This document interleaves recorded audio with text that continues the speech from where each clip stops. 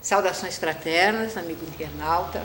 Retomando o nosso trabalho de Revelando JHS, estamos hoje com um formato novo, atendendo a várias perguntas e questões que surgiram através dos internautas. Hoje a gente vai fazer um programa de perguntas e respostas, né? A gente já tem elencado aqui um número de perguntas e, para manter a nossa tradição, vamos às nossas apresentações. Do meu lado esquerdo, o Roberval Lobo, do meu lado direito, o Elvio Passarelli, eu, Iramar Rodrigues, e vale notar e deixar em destaque a ajuda dos nossos amigos da equipe técnica, o Fábio Bueno e o Paulo Eduardo Viana, que nos vem acompanhando desde o primeiro vídeo. Nós temos a intenção de passar um e-mail referente aos nossos vídeos, e o amigo internauta que tiver alguma dúvida, alguma questão, nos encaminhar, e de tempos em tempos nós vamos fazer esse formato. A gente responde perguntas, dúvidas que surgem no decorrer dos assuntos aqui apresentados.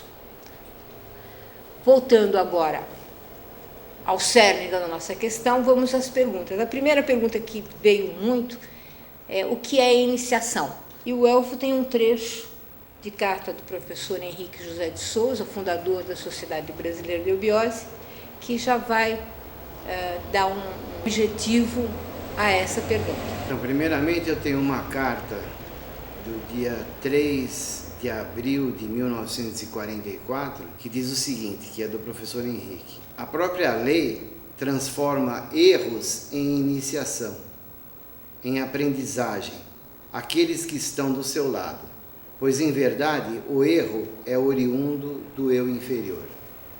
E tem um outro trecho também do Antônio Castanho Ferreira, que era a coluna J, o arauto da obra, que diz o seguinte, numa aula ele fez esse comentário.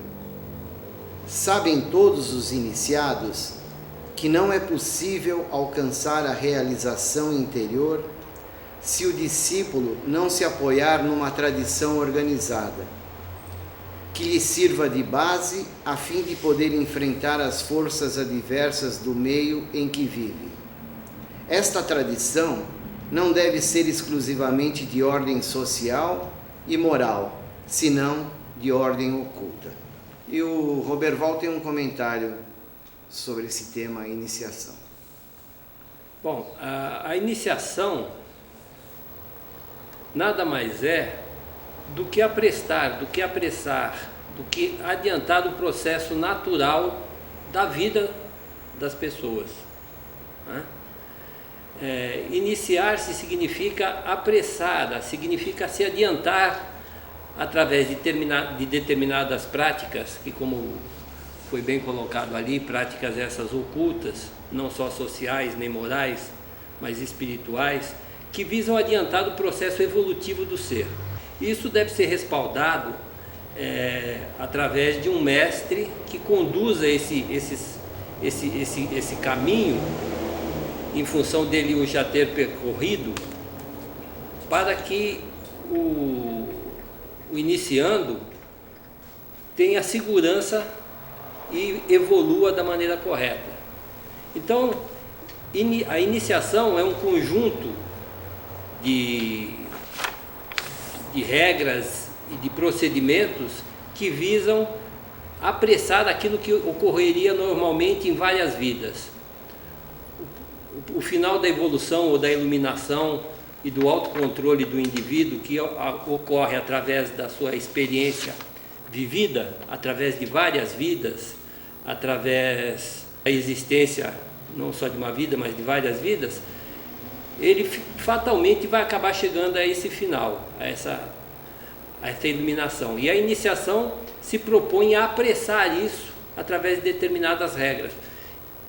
E por isso a Sociedade Brasileira, como um colégio de iniciação que e respaldada num mestre como o professor Henrique José de Souza, tem o seu processo de iniciação. Então, basicamente, a iniciação é isso, é apressar aquilo que normalmente vai acontecer com todos nós. E todos têm esse ímpeto interno de entrar num processo de iniciação, né? O que ocorre, né, Roberval e Elvio, é que nem sempre as pessoas percebem isso internamente. Então, parece que é uma coisa fechada, né, que está interditada a grande maioria, mas na verdade é um processo aberto. Só resta que a pessoa entre nesse processo, que ela entre por esse caminho. E existem vários tipos de iniciação no decorrer de toda a humanidade, de toda a história do homem? Existem vários tipos de iniciação. Na verdade, como a gente falou, se a iniciação é um caminho que se propõe a adiantar um processo natural, ele tem determinados tipos de iniciação focados para determinados níveis de evolução de pessoas. Então tem pessoas que estão em um determinado nível de evolução que precisam de um determinado tipo de iniciação ou de conjunto de regras que visem fazer ela se adiantar no processo evolutivo, e tem outros tipos de iniciação para pessoas que estão mais ou menos adiantadas no processo já evolutivo. Então a iniciação ela tem várias nuances que somente um mestre que realmente viveu todo esse processo pode legar aos seus discípulos. E o nosso mestre... Ou seja, conforme a tônica da pessoa, o seu grau de desenvolvimento, de conhecimento, ele vai se encaixar num estilo de iniciação. Sem dúvida. Então todos os caminhos levam ao meu Pai. Todos os caminhos levam, uns demoram mais, outros demoram menos, uns com mais sofrimento, outros com menos. A iniciação se propõe a fazer isso de uma maneira mais suave, com menos sofrimento, mas em contrapartida ela exige disciplina, ela exige uma série de requisitos. Determinação, ausência de medo e coisas do tipo que levem o indivíduo a cumprir essa iniciação até o seu final. E a ausência de medo é a aquisição de conhecimento, porque você só tem medo quando você não conhece um processo. Eu acho que também é um pouco daquilo que a gente diz aqui dentro do colégio, que existe uma iniciação real e uma iniciação simbólica. A real exige muito, né, do discípulo, porque ele tem que trabalhar o seu emocional, que é a parte mais difícil aí, enquanto que uma iniciação simbólica, ele vai receber um conhecimento através de símbolos, e esse símbolo vai ficar fixado na alma dessa pessoa, desse ser, e com o tempo ele vai trazendo isso para si, né? E descobrindo o real sentido desses símbolos, desse conhecimento que está dentro desse símbolo. Penso. E a iniciação não é só aquisição de conhecimentos, né, Roberval? Sem dúvida. Ele precisa colocar em prática aquilo que ele aprendeu. Não, sem dúvida. A iniciação, como eu disse, é uma série de fatores que levam a essa coroação. Outra questão interessante de ser colocada é quando a pessoa entra para um colégio de iniciação, ela tem logo uma euforia, uma pressa de chegar ao fim. É como se você fosse ler um livro e quisesse logo ir para a última página para ver o final. O processo de iniciação ele é lento e gradativo, e a gente não deve ter pressa. Eu sei que isso é difícil no começo, mas a gente deve se controlar e ter paciência nesse sentido quando entrar no colégio de iniciação, como é a eubiose, porque o próprio caminhar da iniciação faz com que a gente descubra em nós mesmos o processo da evolução e como isso ocorre no dia a dia. E é muito gostoso, é interessante a gente curtir isso, o processo da iniciação. E a maioria das pessoas entram com a expectativa de logo chegar ao final. Então a iniciação, como dizia o nosso mestre, a gente não deve ter pressa. A gente deve fazer aquilo que cumpre a gente fazer a cada momento, não deixar nenhum dever diário, nem social, familiar, profissional, para a gente cumprir o processo da iniciação, porque a iniciação ocorre junto com tudo isso. A iniciação atualmente, ela tem umas diferenças daquela iniciação que era feita antigamente no Oriente, onde a pessoa ficava num templo fechado e isolado do mundo. Hoje não, hoje a gente tem que fazer a iniciação trabalhando, enfrentando o trânsito, tendo os problemas profissionais, familiares, e isso daí realmente é um fator que, por um lado, obstaculiza e, por outro lado, ele também valoriza a iniciação. Nosso mestre dizia que aquele que faz iniciação, que se consegue ter a disciplina para fazer a iniciação nos dias atuais, mesmo que não seja iluminado, ele tem às vezes muito mais valor do que um ser que se iluminou fora do convívio social, né? Então a gente queria deixar esse alerta também, porque eventualmente aqueles que se interessarem em fazer a iniciação vão logo se deparar com isso. É bom deixar isso. E o mundo atual hoje é muito imediatista, né? Hoje nós temos mensagem de texto que são instantâneas, né? Você está em algum lugar, já recebe. As redes sociais, que a gente toma conhecimento dos fatos, às vezes no mesmo momento que eles acontecem, e as pessoas se acostumam a essa dinâmica do rápido, né? Do eu quero agora, eu vou conseguir. Iniciação é um processo de interiorização da pessoa encontrar-se consigo mesma, se deparar com os seus obstáculos internos e fazer esse processo de iniciação.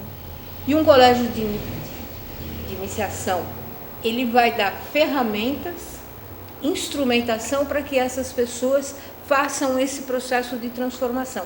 Agora, é essencial que a pessoa puxe o breque de mão para poder se deparar com e entender essas ferramentas que vão ser passadas. E dentro desse processo, como a gente se encaixa a Sociedade Brasileira de Eubiose? É um colégio de iniciação? É uma religião? É uma seita? É uma filosofia? Como que a escola que a gente está se colocando como colégio iniciático, aonde a gente se encaixa a eubiose? Ela é uma igreja? Não, a eubiose não é uma igreja. A eubiose, por definição, ela é exatamente um colégio de iniciação, ou seja, é um lugar onde a gente vem conhecer e aprender determinadas leis que regem o processo evolutivo, para que, adequado a essas leis, a gente possa adiantar o nosso processo de evolução, né? Ela tem uma função eminentemente prática, embora a tendência, a princípio, seja que a pessoa fique devaneando quando entra em contato com essas leis e com esses procedimentos a serem realizados. Mas isso aí é uma coisa natural, que com o tempo a pessoa deve perder, porque um colégio de iniciação deve ser eminentemente prático, ou seja, ele deve ser aplicado no dia a dia, internamente e externamente. Essas leis são feitas para isso. E a gente conhece essas leis para aplicá-las, senão fica tudo no dileitantismo mental e não leva a nada. Eu costumo brincar, intelectual de botequim, né? Isso. Tem um monte de conhecimento, mas não coloca. Como funciona a eubiose, Elvio? Se o amigo internauta quiser, além de assistir os nossos vídeos postados, se ele quiser entrar por esse caminho da iniciação e escolher a eubiose, como funciona? A eubiose, ela adota um método de escola, teatro e tempo, que é o processo de iniciação aqui dentro desse colégio. A escola é o conhecimento que é dado, mas paralelamente a isso, ela exige que o discípulo coloque em ação esse conhecimento. Aí já entra a parte do teatro, né? Escola, teatro. E a metabolização, a integração desse conhecimento seria o tempo, né? E nós temos também o método templário, que é aquele processo de metabolização do conhecimento. Então nós trabalhamos com escola, teatro e tempo, que é o conjunto de iniciação do nosso colégio. É um triângulo que vai dar o equilíbrio para o discípulo no seu processo de iniciação, né? Exatamente. Ele vem para a escola, que seriam palestras, ele recebe esse conhecimento, essa instrumentação, essas ferramentas, essas técnicas, e com esse material ele vai colocar em prática no seu dia a dia. Aí ele vai fazer o teatro, porque sem isso não é um processo de iniciação. E ele vai sublimar tudo isso no rito, no ritual, no lado templário. Tá? E o amigo internauta que tiver interesse de participar do nosso colégio de iniciação, Sociedade Brasileira de Eubiose, é simples. É só entrar no site, ver qual é a localidade, o departamento ou a representação mais próximo da sua residência e se encaminhar até lá e fazer uma inscrição, né? Aí você vai assistir e participar de uma série preparatória que a gente chama de Peregrino. Né? Nessa série vão ser passados vários assuntos que são tratados no estudo do nosso colégio de iniciação. E se ao final dessa série ele tiver interesse em continuar, existe um rito de passagem em que ele vai para um outro grau, que é o grau Manu. Né? E nesse grau Manu se passam as normas que regem o universo, a gente vai ter conhecimento dos mandamentos do Manu, as leis universais, que é o karma, a evolução, a reencarnação, vão ser passados os princípios herméticos, existe um estudo mais aprofundado sobre cosmogênese, que é o estudo da criação dos universos. Né?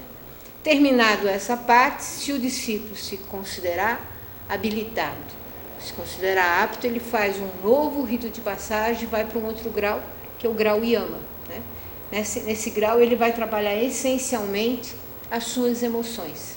Ele vai aprender a transformar as suas tendências negativas em tendências positivas, que é um trabalho que dura a vida inteira, né, Roberval? Sem dúvida. A gente costuma dizer aqui que a gente é um eterno peregrino da vida e nunca sai do Yama, porque a gente está sempre fazendo esse processo de transformação.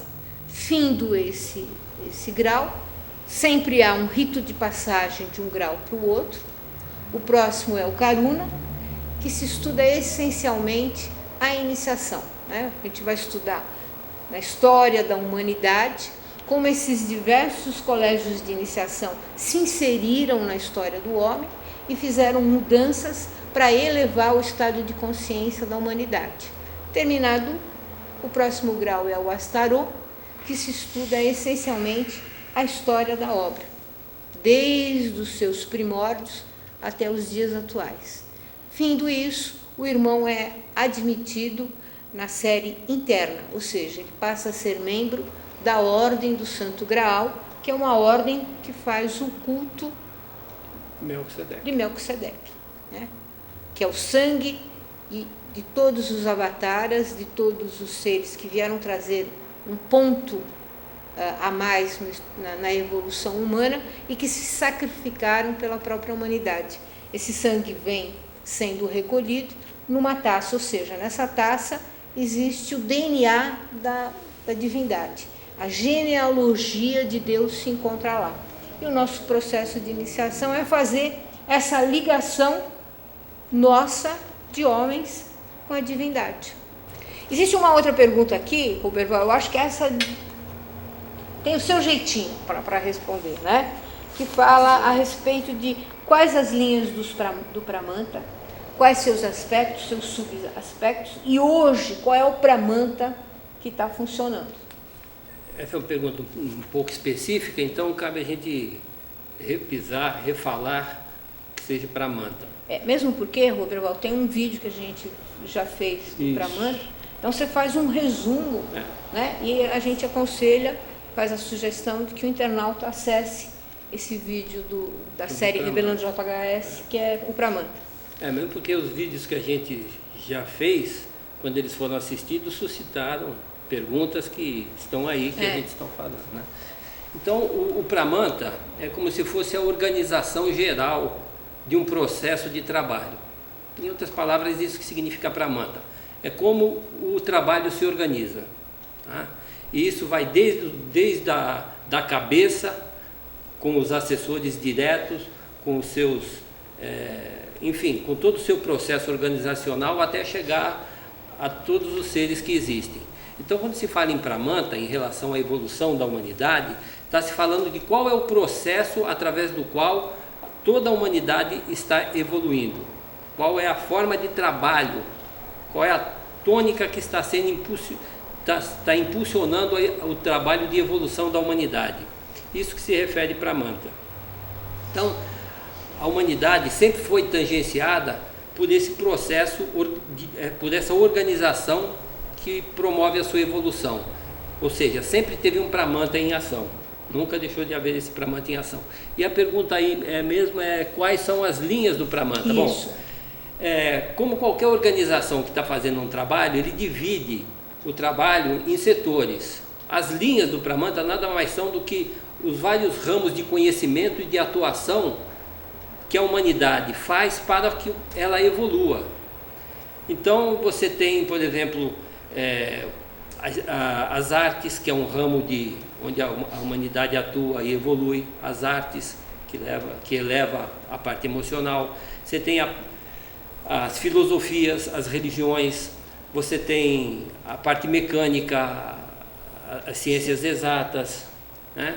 Você tem a medicina, você tem vários ramos do conhecimento. Essas são linhas de atuação do Pramanta, ou seja, são meios por onde o processo evolucional da humanidade caminha.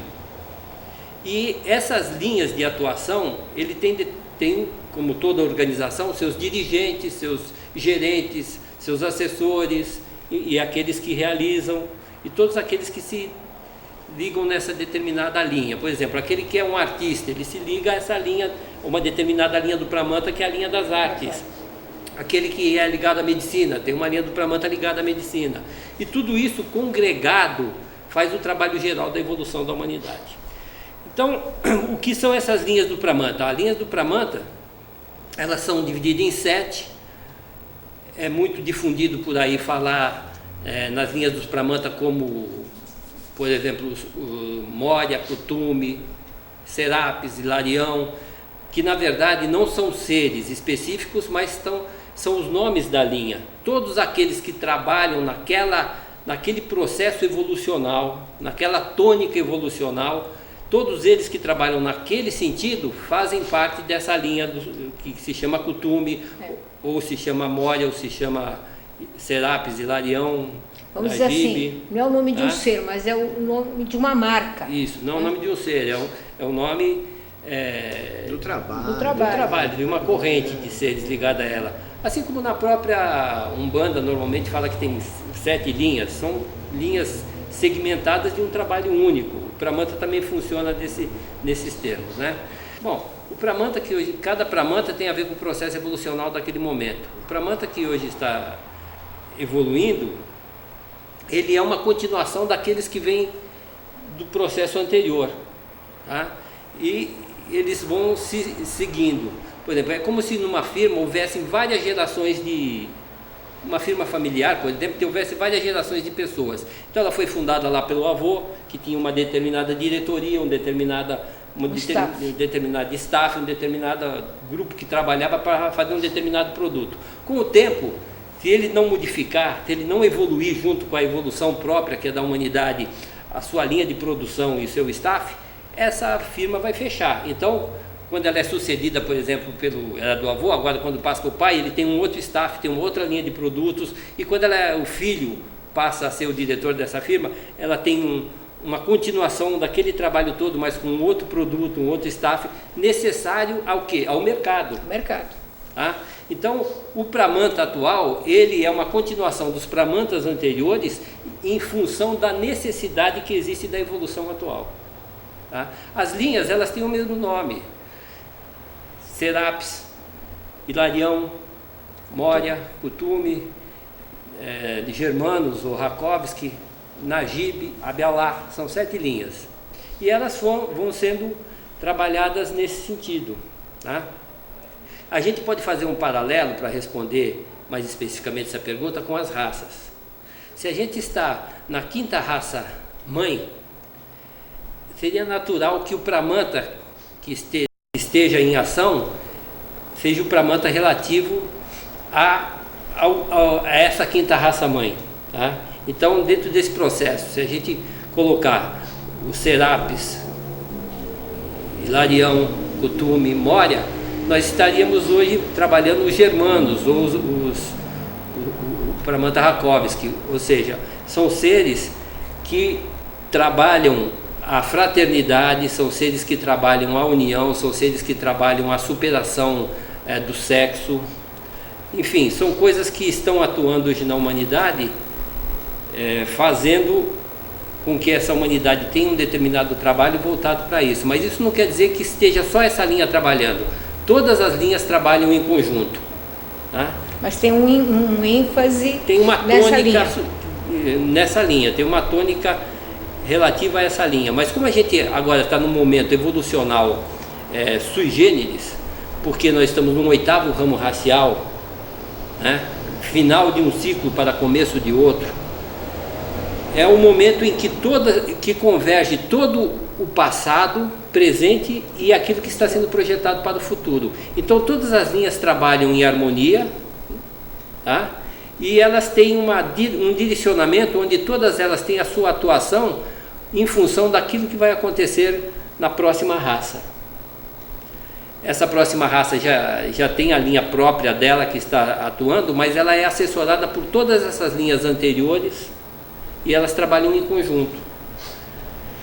Então, como estamos no final de uma 5ª raça para início de uma outra, a gente pode dizer com certeza que nós temos aí atuando 5 linhas do Pramanta atual estão em atividade na face da Terra, e está sendo, dentro dessas 5 linhas, já também está projetando o trabalho dessas outras 2 linhas, ou seja, todas as 7 linhas estão em harmonia trabalhando nesse processo.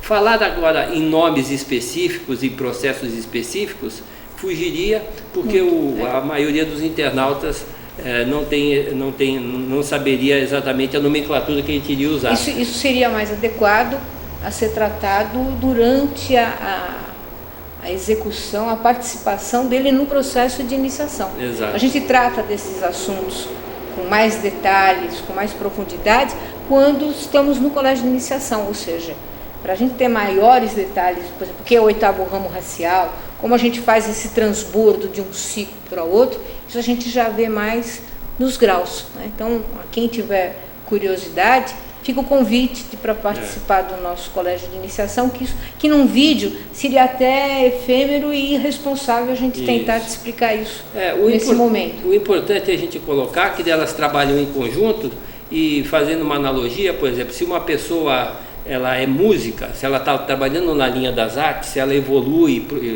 e contribui para a evolução social na linha das artes, é evidente que ela, quando faz o seu processo artístico, seja ele música, pintura, escultura, seja o que ele for, ele também está colocando naquilo matemática, né? Proporções, ele também está colocando naquilo a emoção de poder curar através da arte. Então ele leva também consigo um pouco da parte da medicina teúrgica. Então todas essas linhas, no seu próprio caminhar, ela vai envolvendo-se com as outras. E o processo de iniciação também está ligado a isso. Se ele é um músico, se ele é um artista, ele vai fazer o seu processo de iluminação através dessa linha, né? Isso. Então não existe assim uma linha específica de iluminação. Todas elas trazem, vamos dizer assim, um destaque, mas se conjugam. Por exemplo, se ele é um médico, né? Se hoje ele não se basear e não tiver o apoio da engenharia, da mecânica, né, para detectar através de exames de imagem a doença do paciente, ele não vai ser um bom médico. Então hoje a gente vê no nosso dia a dia que essas linhas elas se cruzam, apesar da pessoa ter uma linha de atuação, não é? Eu tenho aqui um assunto que vai ser interessante para você vai dizer sim ou não. O Brasil, né? Qual é a importância do Brasil no novo ciclo? A gente recebeu muitas questões a respeito disso, apesar da gente ter um vídeo também na nossa série que fala Brasil, berço da nova civilização. Mas respondendo especificamente, qual é a importância do Brasil nesse novo ciclo, nessa passagem de um ciclo para o outro? O Brasil, ele vem sendo preparado já há milênios, né? A gente pode reportar desde a época dos fenícios, da vinda dos fenícios para o Brasil e até os dias atuais.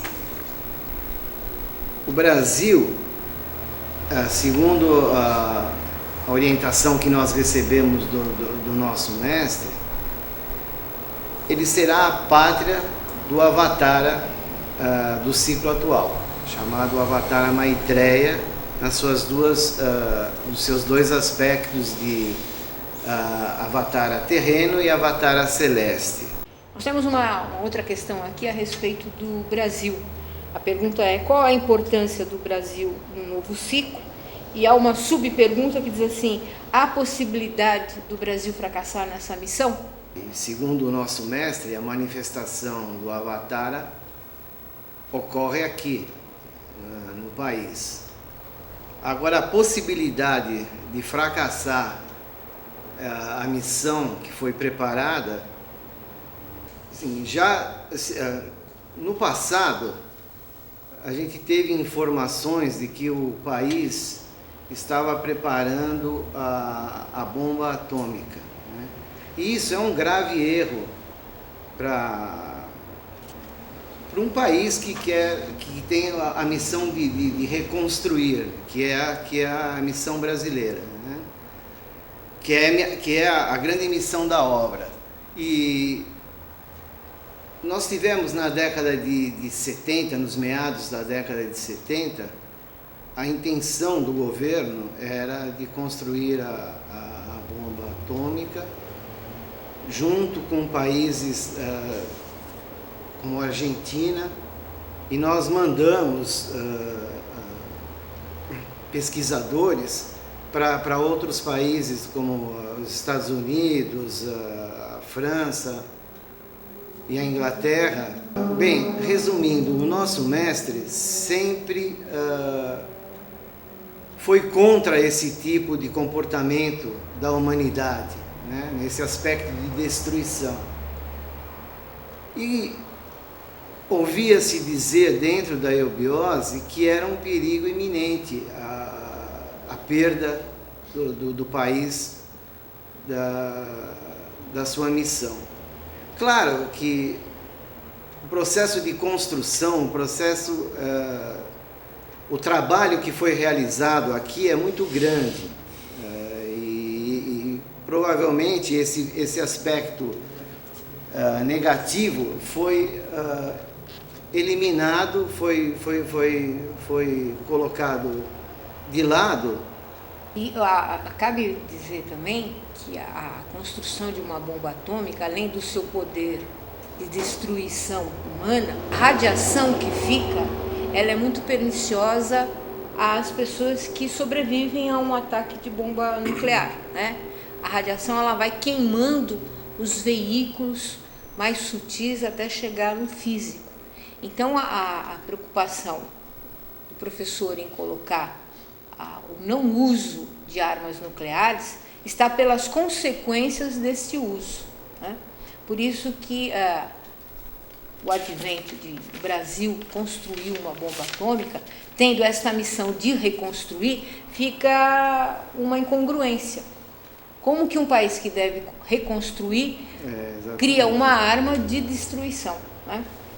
Então, nesse ponto, a gente viu que no decorrer da própria história, a lei manuseia os acontecimentos de forma estranha. E a gente teve um presidente na década de 90, num ato de marketing muito sensacionalista, ele vai lá e joga cal no buraco onde estava sendo construído este sonho de alguns governantes, né? Então, de uma forma estranha, porque um presidente, inclusive, depois teve um processo de impeachment, foi tirado do poder, mas ele é que manteve o Brasil na linha contrária de um insucesso, de um fracasso, né?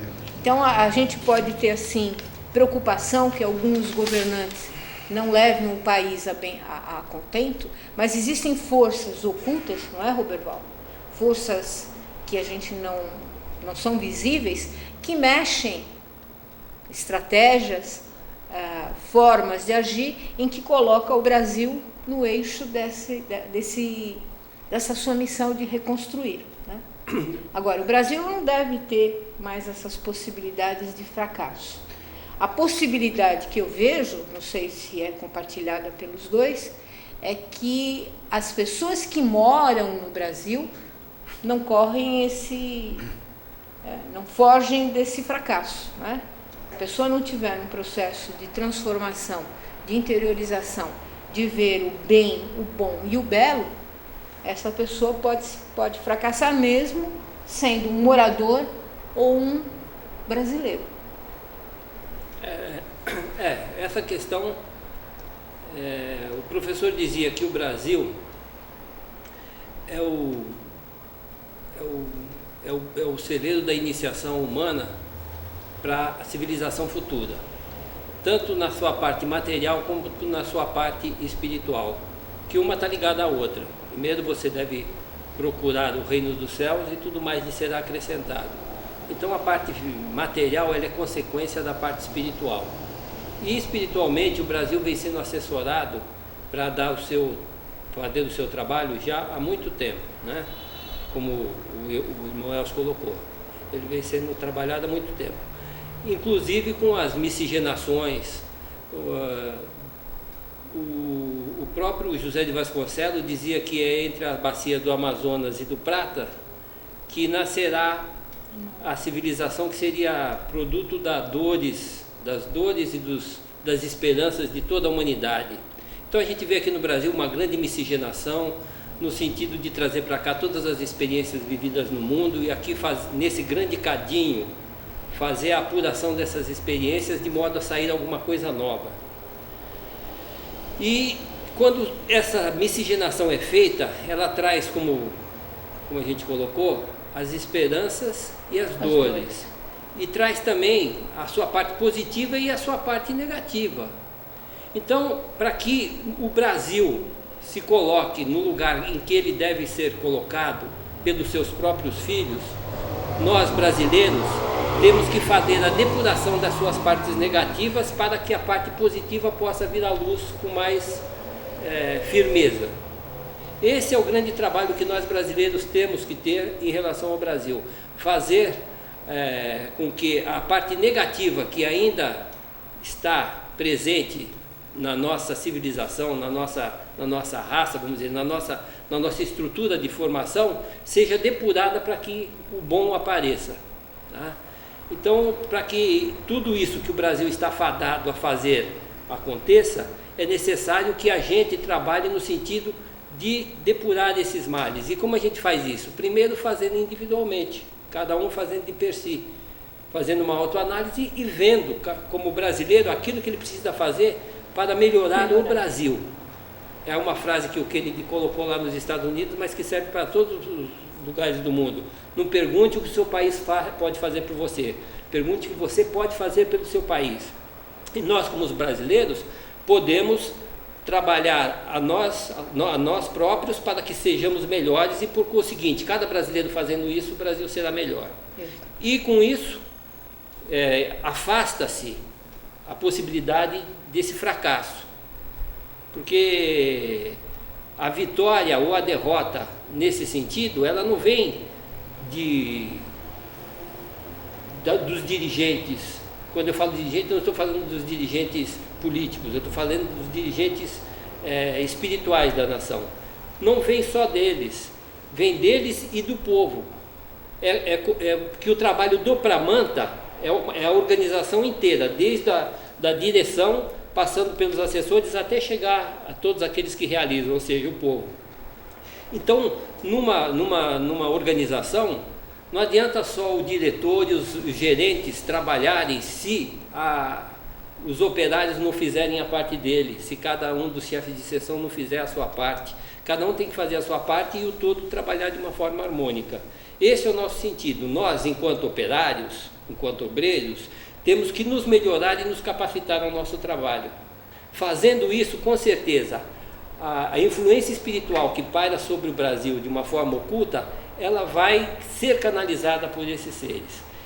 De outra forma, se a gente não se habilitar para isso, o inverso também é verdadeiro. Se canaliza por cada um dos brasileiros as suas mazelas e partes ruins. E aí pode levar o Brasil a não cumprir exatamente aquilo para que ele foi programado. Então é uma coisa que depende da gente, não depende de fora e nem está escrito. Ele tem uma tendência a isso acontecer. O trabalho está sendo feito para que isso aconteça, mas se cada um não cumprir com a sua obrigação, a gente não consegue fazer isso. Isso na parte espiritual e na parte material também.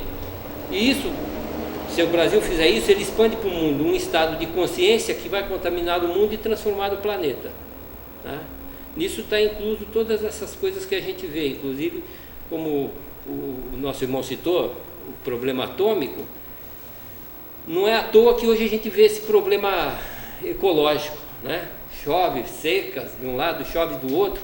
Claro que muito disso foi agravado pelo corte da vegetação e tudo mais. Mas a causa principal disso tem origem nas experiências atômicas que foram feitas, tanto subterraneamente, como no ar e como no mar. Que influenciou com as suas circunvoluções atômicas toda a corrente marítima, a corrente de ventos e que modificou a estrutura do planeta. Não só, claro que ajudou, mas não é só o desmatamento descontrolado, é principalmente as experiências feitas com a energia atômica. Não que o pessoal vá fazer armas, a própria experiência para que se faça alguma coisa benéfica ou se faça usinas, já produz esse tipo de coisa. Exatamente. Né? Então essa experiência, mexer com forças que se desconhece, é como se na iniciação você não tivesse um mestre seguro a lhe orientar. A gente falou de iniciação, pode ocasionar o quê? Você mexer com determinadas forças que vai causar uma desestruturação, desequilíbrio muito grande em termos internos e em termos de país também, em termos de mundo também. E é isso que a gente está assistindo. Eu acho que, resumindo a resposta a essa pergunta, né, se há alguma possibilidade do Brasil fracassar ou ter sucesso na missão, está na mão de cada um que fica esperando que alguém faça aquilo que a gente deve fazer. Né? Exatamente. Jogar uma folha de papel no chão é demonstrar que está tendenciando o Brasil a esse fracasso. Então, cada um tem que ter uma linha de conduta que seja benéfica, positiva, para que essa missão aconteça. Ou seja, está na mão de todos nós. Né? Exato. A responsabilidade desse fracasso, desse sucesso, está na mão de quem vive nesse país. Exato, porque se o Brasil tem essa parte positiva e essa parte negativa que acompanha a positiva, como a polaridade acompanha tudo, o Brasil tem isso, quem é o Brasil? O Brasil somos nós. Somos nós. Nós temos a parte positiva e negativa. Se nós não nos transformarmos no sentido de transformar nossas partes negativa em positiva, o Brasil não vai fazer isso. É cada um de nós fazer. É como se o Brasil fosse um farol, né?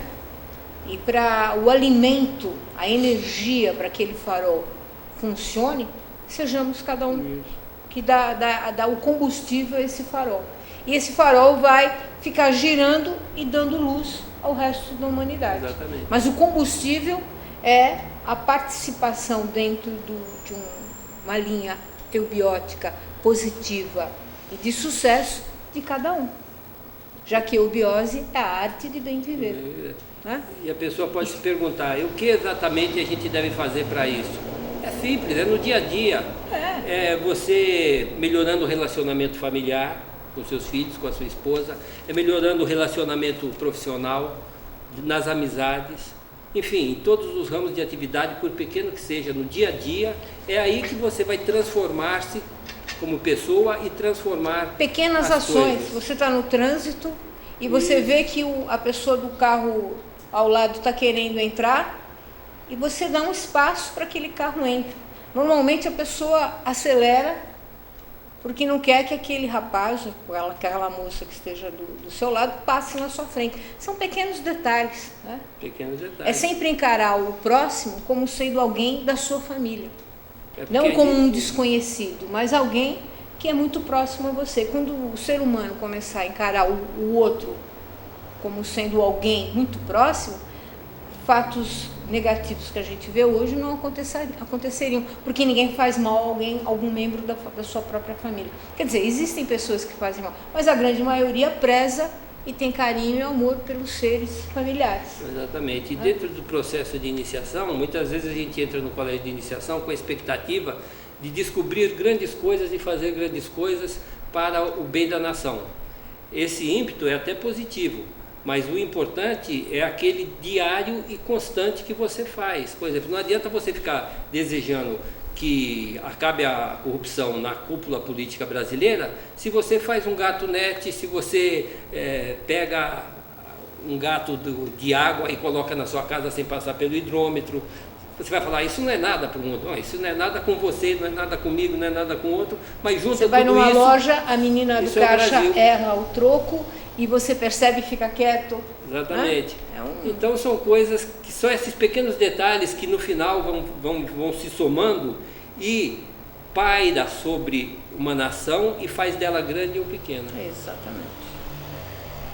Acho que para encerrar, a gente tem uma aqui sobre os avatares, né? Ouvi dizer que o avatar na nova era já está encarnado no Brasil, e se assim é, porque ainda não o conhecemos.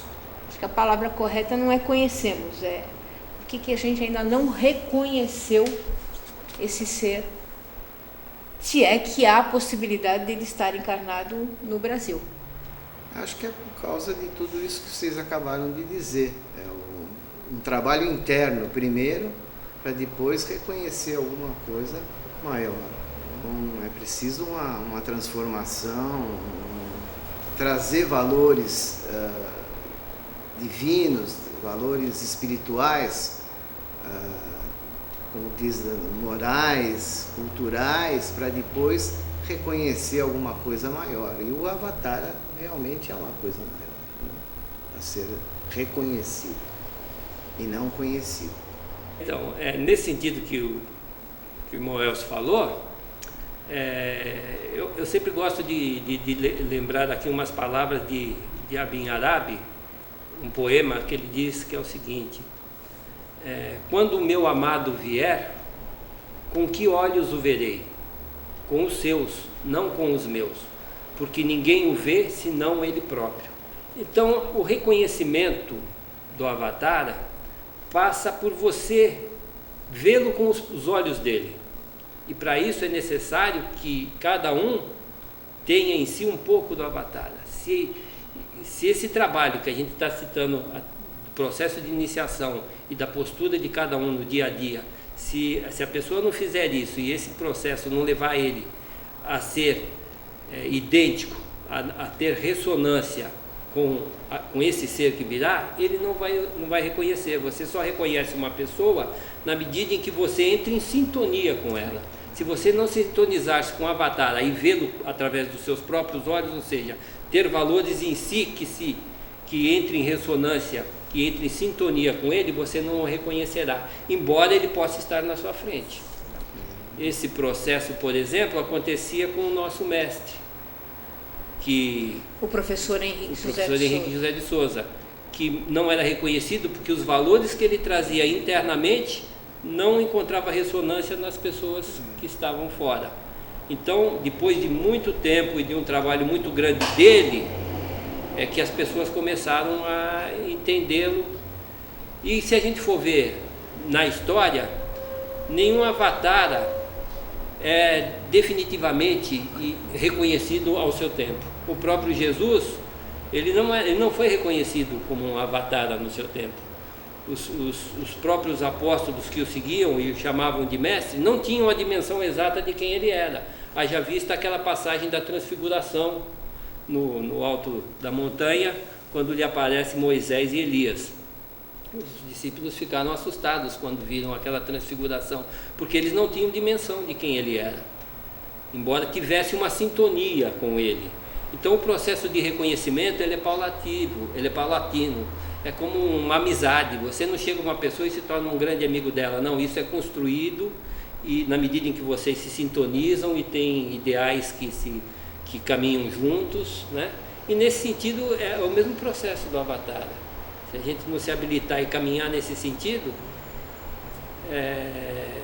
é difícil você reconhecer ele, mesmo que outros o reconheçam e lhe falem disso, não tem sentido não reverbera nenhum. No não reverbera. É a mesma coisa que eu falar de Jesus para uma pessoa que não está feita com a cultura ocidental, que está mais voltada para o Krishna, para o Buda, que também é um avatar, que também tem a mesma essência, mas enquanto pessoa ele não tem essa afinidade, ele tem afinidade com outros valores. Não é outros valores, são outras linguagens dos mesmos valores.